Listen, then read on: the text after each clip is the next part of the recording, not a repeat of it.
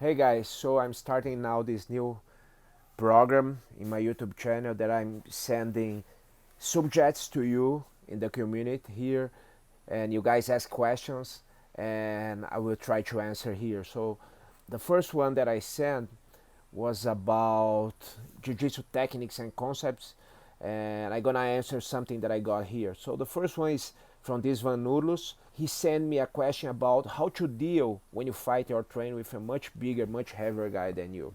You know, that's a very interesting question because in Jiu-Jitsu we train with bigger guys and we fight absolute division and championship, so we need to know how to deal with people that are heavier than us. I've been fighting many absolute championships and train with very heavy guys, so I realized some things during this training and fightings. That the first one is, let's say you're on bottom, you gotta keep safe. That's the first thing. You don't want the guy to smash you because there's too much weight. So this is the first thing. The second thing, you're gonna find the sweeps or submissions that are efficient for heavier guys are not the same that you do with smaller guys. So talking about the safety, when I'm fighting a much heavier guy, I don't want the guy to glue too much on me, to get so tight on me. I wanna have a space. If I fight a smaller guy, it's okay if the guy get really close to you because you have techniques that you can use from there. But with a bigger guy, you're gonna spend too much energy if the guys get too tight and too close on you. So one thing that I realized some people like to do to in order to keep this distance, use the spider guard. I don't like too much. I prefer more to use both hips on the guys, both foot, sorry, on the guy's hips or something like that.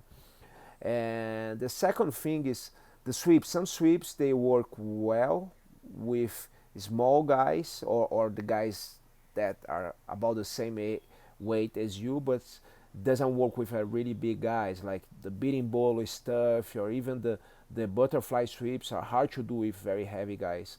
So one thing that I found out, I remember I was fighting a pretty heavy guys here in Brazil in the championships, and what we call like bury sweep, when you bury the guy to the ground, you arm drag the guy or you pull the arm or you do something to drive the guy's weight away from you and to the ground, and then you're able to escape your hips and go to the back. Are the most efficient. I remember I was fighting a guy here named Big Mac. His nickname was Big Mac. He was really big.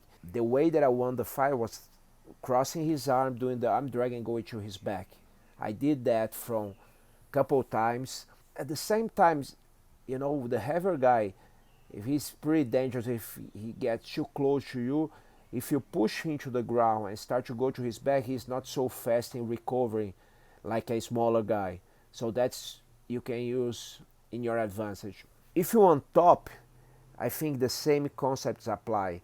You don't want to get so tied to the guy because he can move you well. You know, if he holds you and glue his body on you, when he moves, he has too much mass and he's able to dislocate you.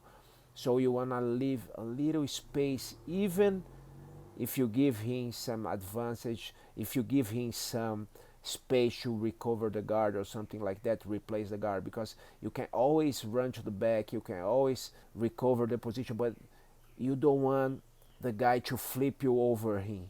So you don't want the weight really heavy on him. Okay? So I think that's pretty much the concepts I used to use when I was fighting and when I training bigger guys than me.